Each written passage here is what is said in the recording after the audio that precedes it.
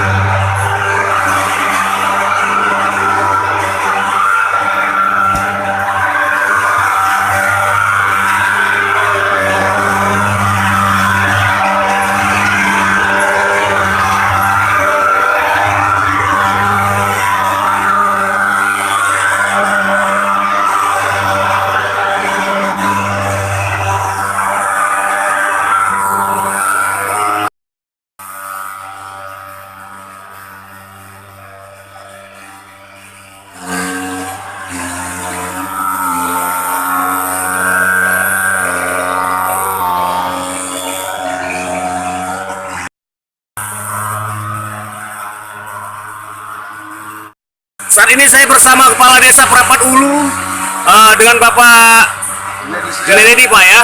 Gimana Bapak tanggapannya dengan adanya kegiatan untuk pencegahan demam berdarah di Desa Prapat Ulu Pak? Seolah Pak, dengan adanya penyemprotan yang seolah mudah-mudahan ke depannya masyarakat Desa Prapat Ulu terlepas dari penyakit DBD Pak. Ini harapan kita sama-sama Pak. Baik, saya dengar sudah ada yang terkena di daerah Desa Prapat Ulu Pak. Gimana Pak tanggapannya Pak?